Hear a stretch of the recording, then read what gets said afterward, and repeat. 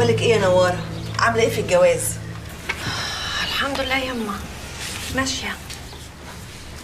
ايه يا بنتي؟ شكلك مش مبسوطه. لا يما الحمد لله مبسوطه. امال بالك كده مطفيه ومش مزهزهه؟ والنبي ما انا عارفه اقول لك ايه بس يما. نواره، مفيش بنت بتخبي حاجه على امها ولا تتكسف منها. يعني ان ما كنتش هتفضفضي لامك هتلاقي مين تاني؟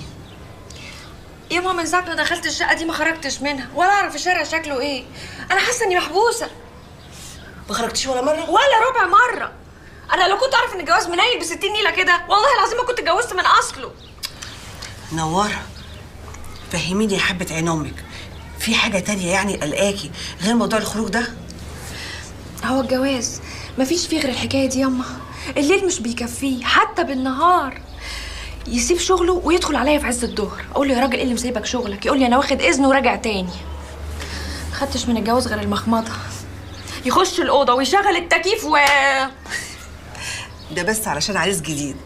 وبعدين الموضوع دوت ما يزعلش اي واحده ست لما يكون فيها عيب. عيب ايه بس يما؟ كل حاجه بالمعقول تبقى حلوه.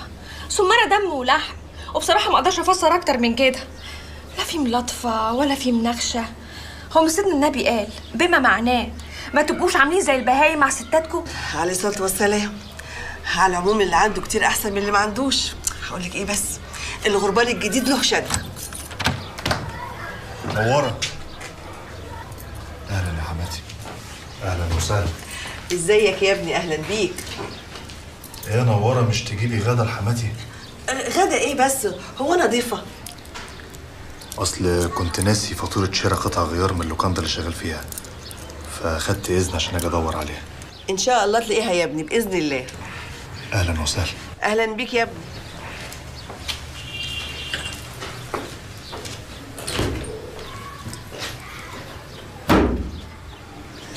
صدقتيني يما؟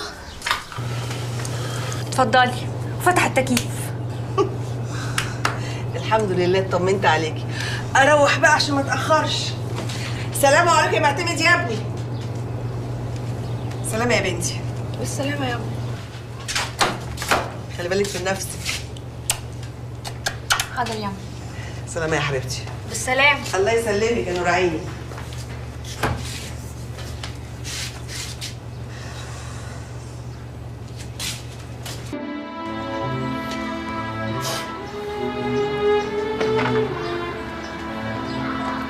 السلام عليكم ورحمه الله وبركاته.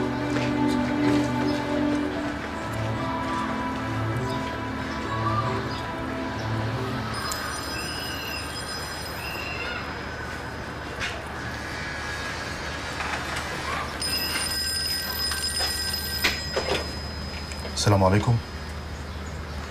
اهلا يا سيدنا. اهلا وسهلا. موجود يا سيدنا. في انتظار حضرتك. حالة البركة. وعليكم السلام ورحمة الله وبركاته.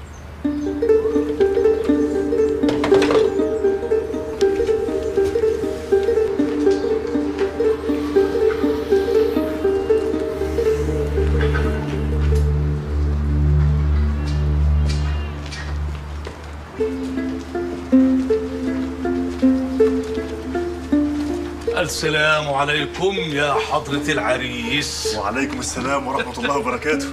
ازي حضرتك يا شيخنا؟ ازيك يا معتمد يا ابني؟ ازيكم يا مشايخ؟ نعم الزواج ظهر على وشك يا اخ معتمد. الحمد لله رب العالمين. عقبال بقية النعم يا اخ معتمد. عقبالك ان شاء الله.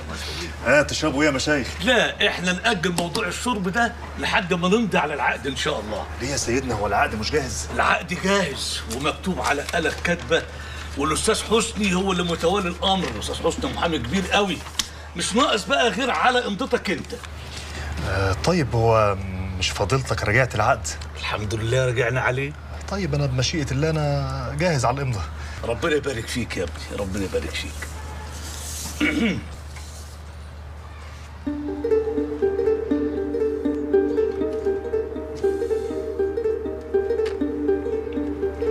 ايه مالك؟ زي ما تكون زعلان. والله يا رشوان يا اخويا لو قلت لك اني مش زعلان ابقى كداب. يعني الورشه دي انا كنت بعيش فيها اكتر من بيتي. يعلم ربنا ان في ليالي كتير قوي كنت ببات فيها. يعني تقدر تقول في اغلب الاحيان انها كانت بيتي وشغلي في نفس الوقت. يا سيدي ما راحتش بعيد. اللي عندك هو اللي عند اخوانك، واللي عند اخوانك هو اللي عندك برضه. على بركه الله. توكلت على الله وربنا يبارك لك يا رشوان اخويا، ويبارك لك في المطرح. يسمع من بقك ربنا ويوفقك في مسعاك الجديد ان شاء الله، ويفتح لك الطريق ان شاء الله. طب ادينا خلصنا بقى بالموضوع العام، يبقى ناقص ايه؟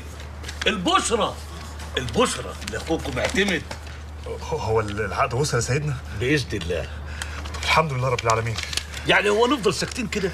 مش هتسقينا طقم عناب كده ولا حاجه؟ لا ازاي؟ ده انا اجيب لحضرتك طقم كازوزه ساقع. اهلا وسهلا اهلا وسهلا. مبروك يا ابني. الف مبروك الف مبروك يا اخ رشوان. يدوم الواجب. انا تحت الامر. طلبك ايه يا ست الكل؟ الامر لله وحده يا معلم حمدان. طبعا انت عارف انا بحب اعمل الخير، ربنا يديك وتدي غيرك يا رب. بس في السر وعلى طريقتي. كله عند الله مقبول. انا عندي بنت يتيمه وغلبانه وملهاش حد، عايزه لها مطرح محندق كده على قدها، بس ما يكونش بعيد عني، ولو بعيد عني قوي يكون بالكتير قوي 3 4 عمارات. قلت ايه يا معلم حمدان؟ كله موجود يا ست الكل. بس يعني هي سنها كام وظروفها ايه؟ يعني 20 سنه، فوق سنه تحت سنه، بس انت مالك ومال سنها؟ عشان الامور تبقى بسيطه. يعني عدم المؤاخذه، يعني هي تلميذه في مدرسه ولا كليه ولا معهد ولا عندها شغلانه؟ لا هي بصراحه ما عندهاش شغل، بس بتوزع يعني من ورايا، والبت دي غاليه عليا قوي، وزي ما انت شايف كده الشقه ما فيهاش مطرح، مش معقول هبقى بعمل خير وهنيمها في البلكونه ولا في المطبخ. طيب انت عايزه لها مطرح من بابه ولا ممكن تسكن مع حد؟ لا لا لا يا معلم حمدان، كله الا البهدله. ما هي لو كانت طالبه كنت شفت لها مطرح دلوقتي وحالا، وكنت قلت لك الف مبروك. ولو كانت تلميذه بقى هتحل ازاي؟ بص حضرتك، على بعد نصيتين 3 عماره الحاج عاشور الزناتي، فيها دور كامل فيه 3 شقق، بيأجر كل اوضه ل2 تلميذات. والتلميذات دول كلهم اغراب؟ من المحافظات ومن الجماعه اللي فاتهم السكن في بيوت الطالبات. خلاص يا اخوي نعتبرها طالبه. ازاي بس يا ست نعناع؟